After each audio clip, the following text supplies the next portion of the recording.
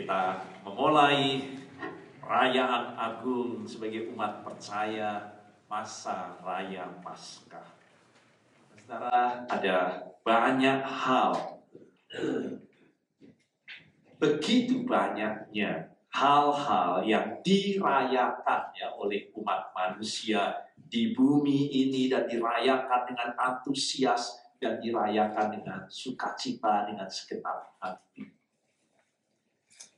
Coba saudara bertanya kepada diri saudara sendiri saat ini, dalam hal apakah yang akan saudara rayakan dalam kehidupan saudara itu dengan bahagia, dengan kerelaan, mengkhususkan waktu itu bukan hanya sehari dua hari.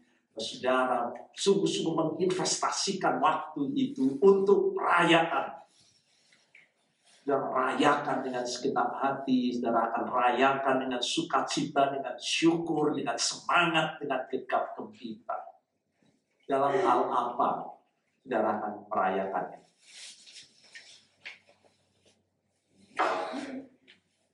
Dan setiap orang, saudara, masing-masing memiliki apa yang dinilai oleh dirinya itu layak untuk dirayakan dalam kehidupan.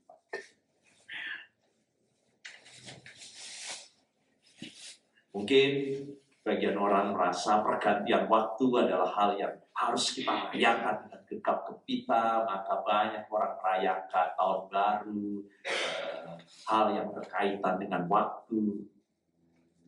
Atau orang merayakannya dengan gegap gempita untuk hal-hal yang bersifat pribadi dalam kehidupan kita, mungkin kelahiran, ulang tahun, apalagi pernikahan, anniversary. Atau orang merayakan dengan gegap gempita dalam lingkup masyarakat, kehidupan bersama dalam masyarakat sosial, mungkin musim panen bersama, musim tanam menjadi perayaan yang besar buat masyarakat. Bahkan pemakaman di Bali yang namanya Kaben, menjadi perayaan yang luar biasa, sukacita. Orang rela mengisikan waktunya berhari-hari dan mengeluarkan banyak uang untuk pembakaran mayat. Dan dulu saya adalah bagian dari masyarakat Kota Kudus, Kota Kudus Indonesia, dan di sana dirayakan dandangan, itu perayaan bukan hanya sehari, 10 hari. Sampai jalan dari alun-alun menuju ke Menara Kudus ditutup untuk pasar malam dan berlangsung selama 10 hari. Dan masyarakat dengan sukacita, ada banyak hal yang dilakukan dalam perayaan itu. Masih ada kupatan, masih ada buka lulur saya. Saat kuliah di Yogyakarta juga kota itu punya perayaan bersama yang namanya Sekaten. Dan itu dirayakan berapa lama? Diselenggarakan oleh keraton. Sekaten di Solo, Sekaten juga di Jogja ya, dan kalau tidak salah itu berlangsung seminggu. Masih ada Grebek di Yogyakarta juga ya, dan ada banyak perayaan buat masyarakat yang dirayakan, dinanti-nantikan dengan antusias, dengan senang, dengan bahagia, dengan sukacita. Dalam lingkup budaya juga kita melihat ada perayaan-perayaan yang dinantikan, dirayakan dengan sukacita. Ada festival budaya Lembah Pilim misalnya, saudara ya. Itu setiap tahun diadakan di Kabupaten Papua, di Jaya Wijaya. Di Sumatera juga ada festival anak Krakatau. Ya, itu dirayakan selama 3 hari, khususnya menjadi sukacita buat masyarakat Lampung dan sekitarnya. Ada banyak perayaan dirayakan dengan agung, dengan luar biasa, tidak cukup sehari, seminggu, 10 hari, dan sebagainya. Jadi setiap orang di muka bumi ini memiliki hak untuk bersukacita, merayakan banyak hal. Maka hari ini mari kita bertanya, tidakkah lebih-lebih bagi kita, umat Tuhan, keluarga Allah, sudah seharusnya kita ini merayakan hal-hal yang lebih mulia daripada semua hal yang fana di dunia ini, dari pemakaman, dari pembakaran mayat, dari greget dan macam-macam. Kita memiliki hal yang lebih agung, kita memiliki hal yang lebih mulia, kita memiliki hal yang lebih suci, yang lebih kudus, yang membawa kepada kekekalan, membawa keabadian, dan membawa kepada kita ke surga yang mulia. Perbuatan-perbuatan Tuhan yang telah diperbuatnya bagi kita umatnya. Akankah saudara merayakan? Untuk hal-hal duniawi saja, itu berarti yang fana. Saudara boleh merayakan kelahiran, pada akhirnya semua akan hilang, karena saudara akan meninggal. Saudara meninggal dirayakan, saudara juga gak ikut-ikut, yang makan orang lain. Untuk perayaan-perayaan yang dikatakan oleh pengkhotbah pada akhirnya akan sia-sia belaka dalam kehidupan kita. Orang merayakannya tidak cukup sehari, 2 hari. Orang merayakannya dengan gegap gempita, orang merayakannya dengan bahagia, orang merayakannya dengan sukacita. Bahkan saya lihat perayaan-perayaan itu hal-hal yang tidak senonoh, orang merayakannya dengan gegap gempita. Saya baca di Jepang itu ada perayaan namanya burung dewasa. Ada yang tahu? Itu merayakan organ laki-laki, vitalnya itu sebenarnya. Dan itu memuja dewa seks dengan meriah. Coba saya lihat pada waktu orang Jepang merayakan simbol daripada vital laki-laki itu, dirayakan dengan luar biasa. Di Amerika juga ada perayaan namanya No Pen Day. Tanggal berapa itu? Hari Jumat pertama bulan Mei. Jadi saudara tidak menggunakan celana, saudara juga tidak menggunakan rok, ya, saudara. Dan itu meriah, saudara, diprakasai justru oleh university yang memulainya, ya, yaitu University of Texas. Untuk hal-hal yang tidak senonoh, saudara, telanjang, saudara, dirayakan dengan sukacita, gegap gempita. Namun ironis dalam kehidupan kita, yang kita jumpai dalam kebudayaan umat manusia ini, sepertinya kita begitu excited, kita merasa senang, kita merasakan semangat untuk merayakan semua hal kecuali menyangkut Tuhan dalam hidup kita. Kita, saudara, dapat menyisihkan waktu jauh-jauh hari untuk nonton mungkin pertandingan apa yang paling football di Amerika ini atau NBA.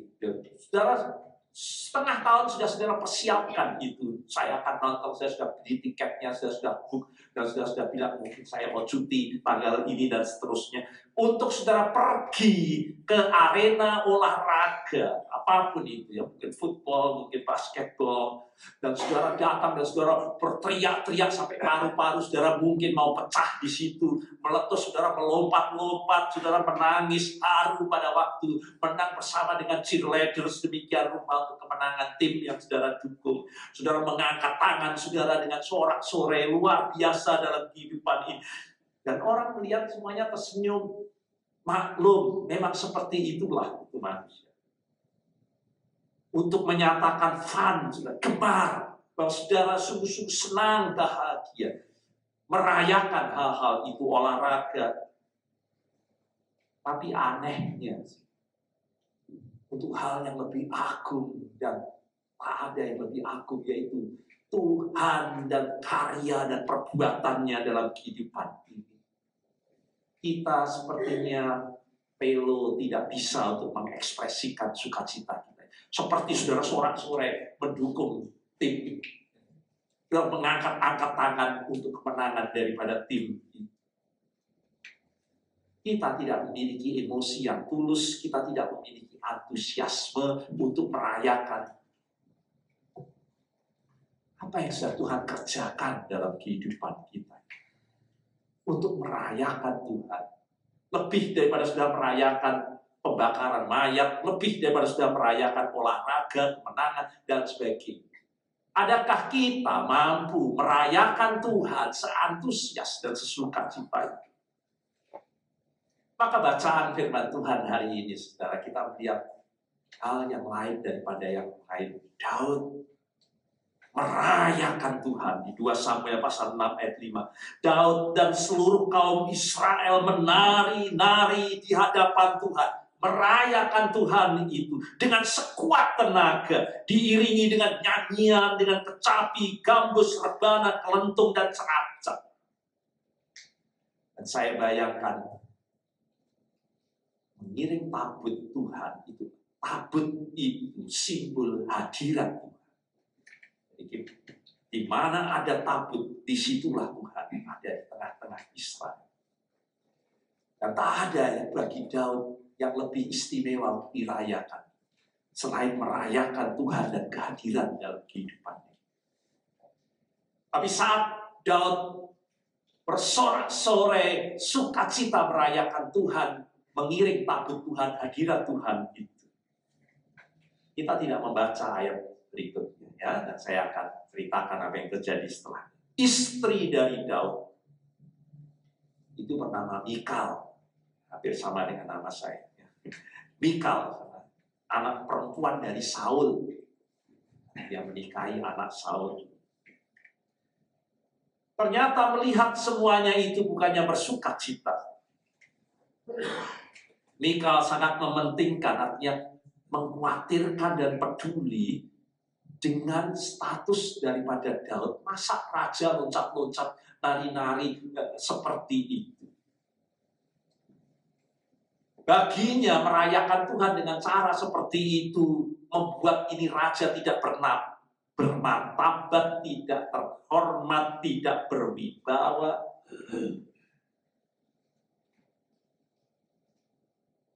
Daripada untuk melihat lebih mementingkan celebration, merayakan Tuhan yang sedang dilakukan oleh dignity raja itu dianggap seharusnya lebih tinggi daripada Tuhan yang harus dirayakan. Tak seharusnya raja itu meloncat-loncat untuk Tuhan seperti itu.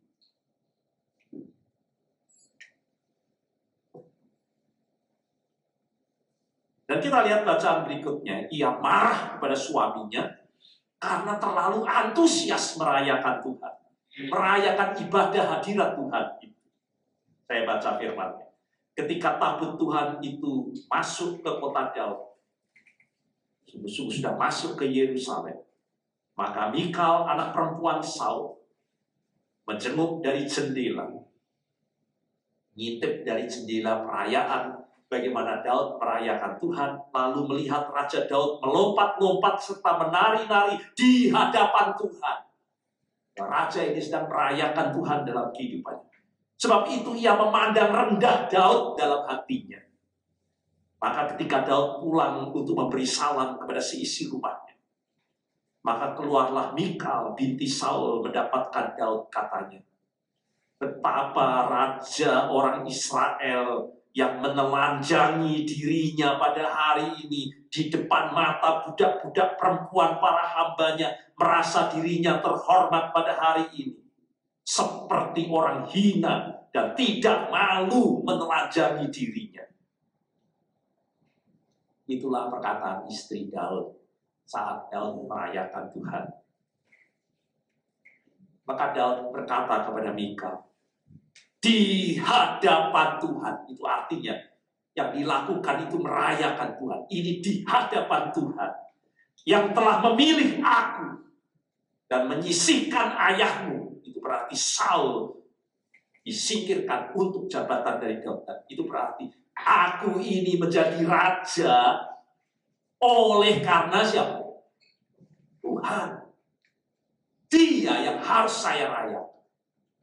Saya ini raja bukan berarti saya ada di atas Tuhan. Jika saya harus menjaga martabat, saya tidak merayakan Tuhan dalam kehidupan. Dan segenap keluarganya, keluarga Saul itu untuk menunjuk aku menjadi raja atas umat Tuhan. yakni atas Israel. Maka di hadapan Tuhan itulah aku menyembah, memuliakan. Aku menari-nari di hadapan Tuhan. Bahkan aku akan menghina diriku lebih dari itu, demi untuk Tuhan ditinggikan dan dimuliakan. Aku akan memandang aku rendah di hadapan Tuhan. Itu yang disebut merendahkan dirinya di hadapan Tuhan. Dan nanti baca berikutnya apa yang terjadi dengan Mikal.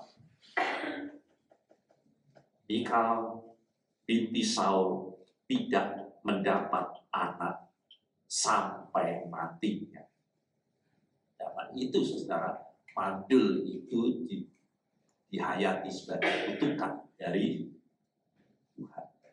Saudara, sangat menyedihkan kalau sampai sekarang sikap seperti Mikal ini ada di dalam gereja. Sangat berat, bahkan merasa malu untuk merayakan Tuhan dalam kehidupan. Hari ini kita diundang untuk melihat hati Tuhan yang senang kalau kita merayakan perbuatan-perbuatannya yang ajaib yang telah ditunjukkan kepada kita, keagungan kasih karunia-Nya itu kita rayakan dalam hidup kita. Allah senang mendengar anak-anaknya bersyukur, bersukacita, memujinya, mengagungkannya karena perbuatan-perbuatannya. Mazmur 156 berkata, biarlah segala yang bernafas itu memuji Tuhan. Haleluya. Mazmur 149 ayat 1 menyatakan kepada kita jenis lagu apa yang harus kita nyanyikan dalam kehidupan kita ini. Haleluya. Nyanyikan bagi Tuhan nyanyian baru. Kita tahu apa itu artinya nyanyian baru itu. Pujilah Dia dalam jemaah orang-orang saleh. Rayakan itu. Mengapa nyanyian baru?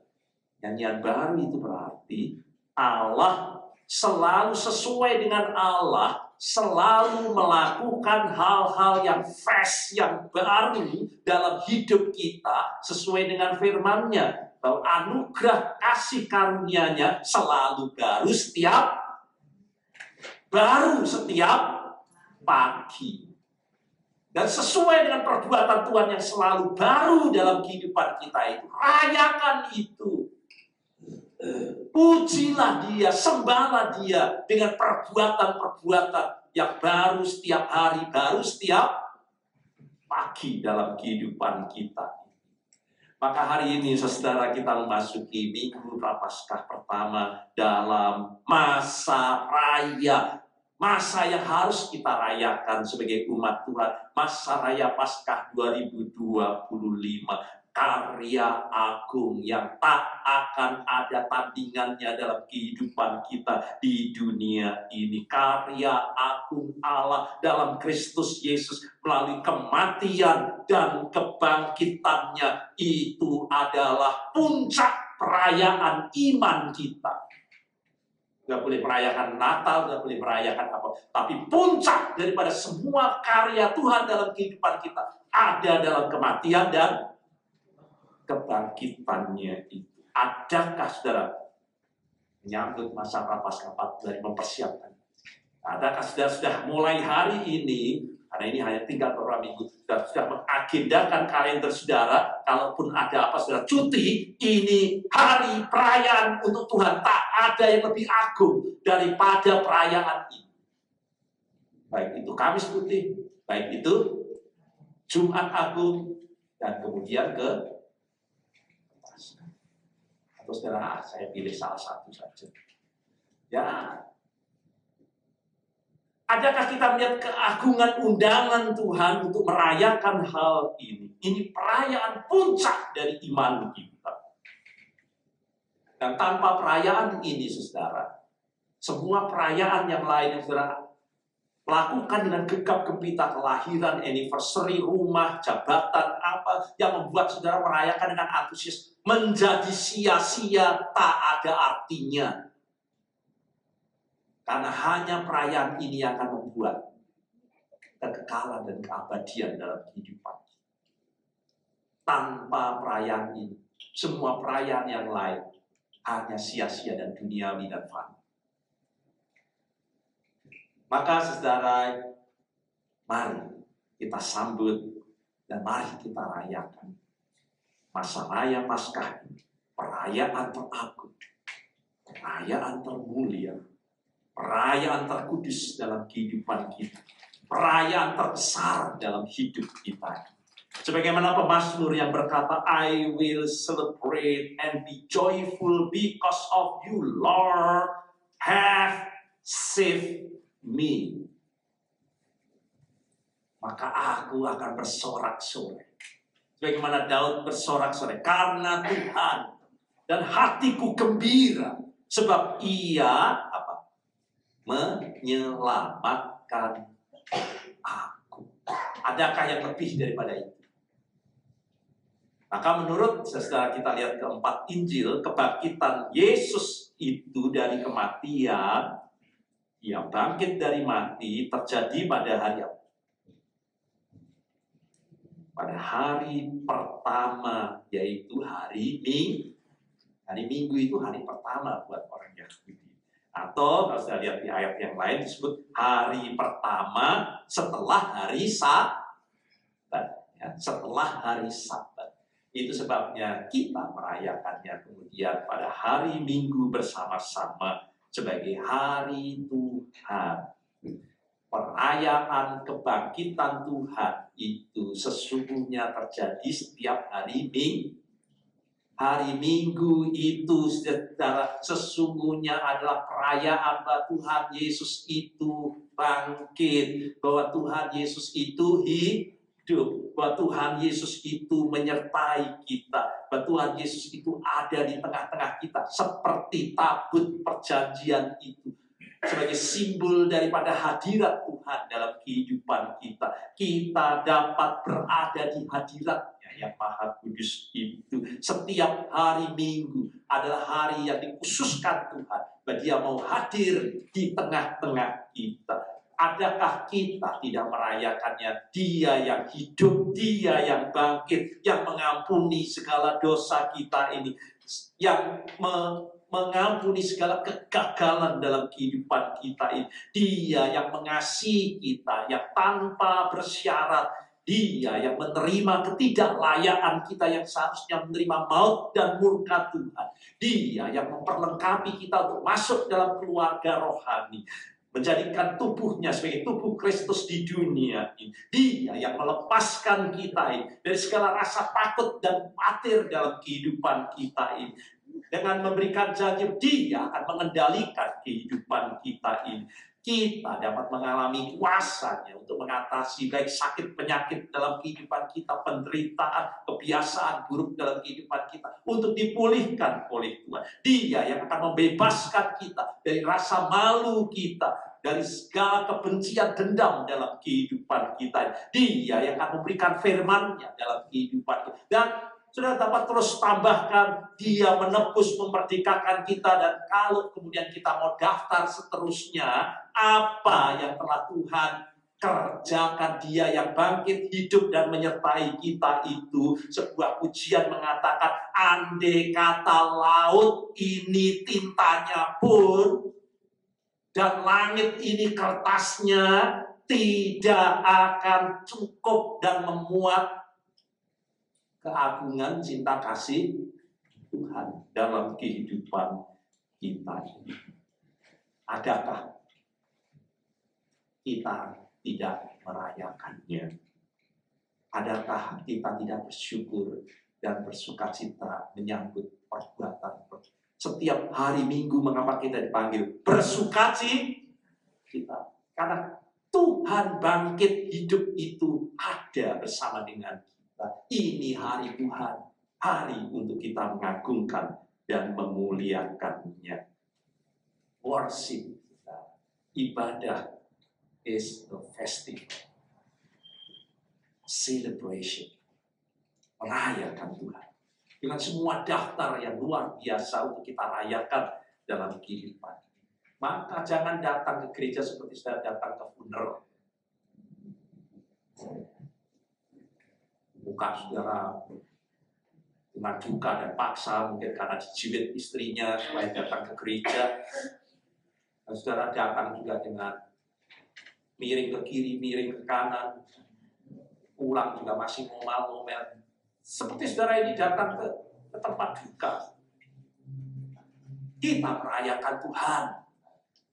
Ini festival, ini celebration dalam kehidupan kita. Maka mari kita rayakan. Kalau tiap hari Minggu dan sekarang istimewa puncaknya, kita sesuai dengan kejadian di mana Tuhan mati dan bangkit, kita dipanggil untuk menyambut masa raya Paskah ini.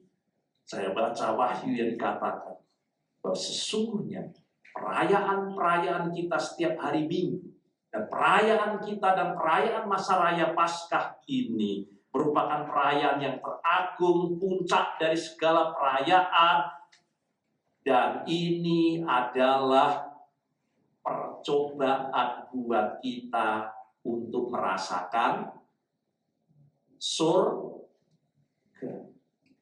Setiap hari Minggu adalah percobaan buat kita untuk ikut merasakan surga dalam kehidupan kita ini. Heaven is going to be a giant celebration. Sebagaimana sudah kita mulai sedikit, tiap hari Minggu adalah celebration Tuhan dalam kehidupan kita. Maka aku melihat dan mendengar suara banyak malaikat di sekeliling tahta. Ini Tuhan mencelekkan mata untuk melihat surga. Dari Rasul Yohanes, makhluk dan tua-tua itu, jumlah mereka berlaksa-laksa, beribu laksa. Katanya dengan suara nyaring, inilah perayaan Tuhan. Anak domba yang disembelih ini akan kita rayakan di Jumat Agung itu. Layak untuk menerima kuasa dan kekayaan dan hikmat dan kekuatan dan hormat dan kemuliaan dan pujian. Dan aku mendengar semua makhluk di surga dan yang di bumi dan yang di bawah bumi dan yang di laut dan semua yang ada di dalamnya berkata, bagi dia itu anak domba Allah yang disembelih itu di Jumat Agung itu nanti, yang duduk di atas tahta, dan bagi anak domba adalah puji-pujian, hormat, kemuliaan dan kuasa sampai selama-lamanya. Ini merayakan Tuhan, dan surga adalah perayaan untuk Tuhan. Dan keempat makhluk itu berkata amin, dan tua-tua itu jatuh tersungkur dan menyembah Tuhan. Itu sebabnya saudara, setiap kali kita merayakan Tuhan, sekali lagi, kita sedang practicing for heaven. Dan sebagaimana yang akan kita lakukan pada Jumat Agung, Jumat Agung yang lalu kita mencoba untuk memperagakan penyaliban Tuhan Yesus.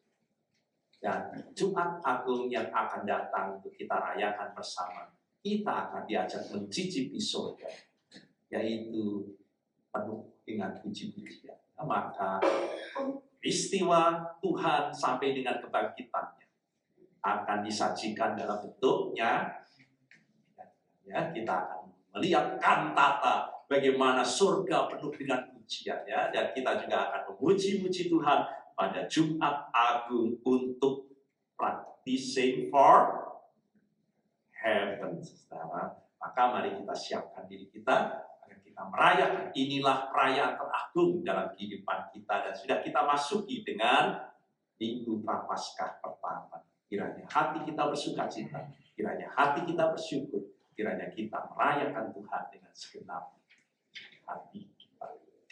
Amin.